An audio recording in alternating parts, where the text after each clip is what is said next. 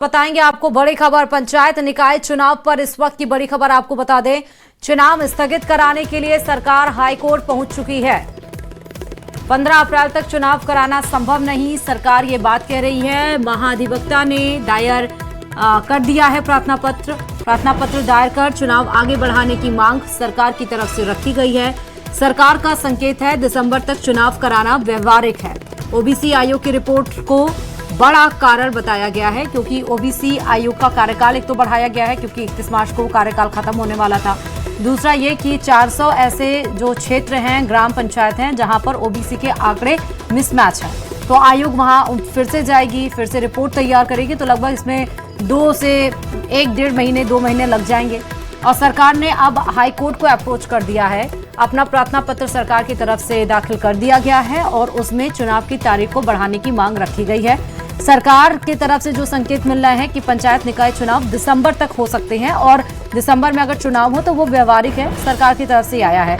अब देखना होगा कि इस पर रिएक्शन क्या आता है, क्योंकि विपक्ष लगातार घेरता रहा, यहाँ तक कि हाईकोर्ट ने भी कारण जवाब मांगा था सरकार से और चुनाव आयोग से, दोनों से मांगा था कि जब 15 तारीख ये डेट डिसाइड की गई है 15 अप्रैल को कि चुनाव कराए जाएं और समय पर चुनाव होने चाहिए, लोकतंत्र की खूबसूरती भी यही है, तो पंचायत निकाय चुनाव समय पर क्यों नहीं हो रहा है। हालांकि सरकार हाईकोर्ट की तरफ से हाईकोर्ट पहुंच चुकी है, प्रार्थना पत्र दायर कर दिया है। ज्यादा जानकारी के साथ संवाददाता अरबाज इस खबर पर जुड़ चुके हैं। अरबाज, मतलब अब इस पे लगाम तो लग गई ना कि 15 तारीख को नहीं होंगे चुनाव?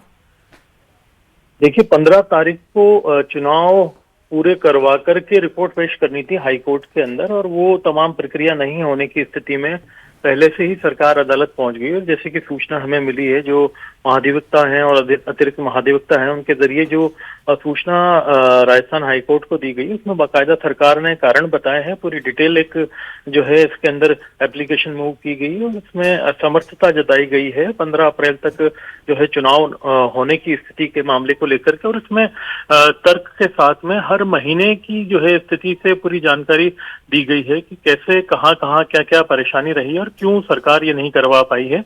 इसमें एक बड़ा तर्क जो है जो 1 स्टेट 1 इलेक्शन वाला कॉन्सेप्ट है उसको लेकर के भी दिया गया है। और ऐसा जो है पहले से ही जो है विपक्ष लगातार आरोप भी लगा रहे थे, और अब सरकार के अदालत पहुंचने पर ये क्लियर हो गया है कि अभी चुनाव 15 अप्रैल तक संपन्न कराने की रिपोर्ट जो है अदालत में राज्य सरकार की ओर से पेश नहीं की जाएगी, बल्कि इसे आगे बढ़ाने के लिए अभी फिलहाल सरकार अदालत का रुख कर रही है। जी, लेकिन कोर्ट की तरफ से तो समय भी दिया गया था जवाब दाखिल करने के लिए।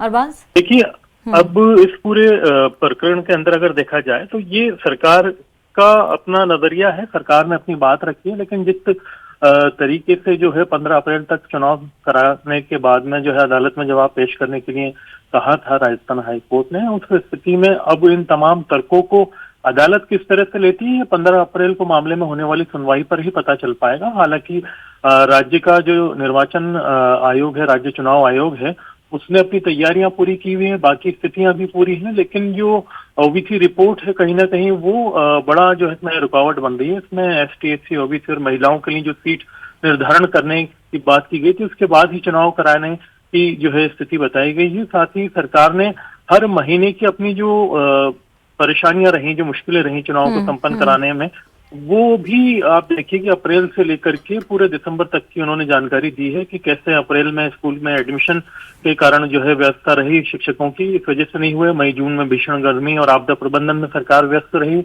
वहीं जुलाई से सितंबर तक इस बार रिकॉर्ड तोड़ बारिश दर्ज की गई, जिसकी वजह से परेशानी रही। अक्टूबर और दिसंबर में चुनाव कराने को जो है अभी बेहतर विकल्प बताने की बात की गई कि उस तरीके से इस दिशा में आगे बढ़ सकते हैं, लेकिन अभी देखना होगा कि अदालत क्या इस पर अपना रुख जो है सामने रखती है। ठीक है, बहुत शुक्रिया अरबाज तमाम जानकारी देने के लिए खबर पे।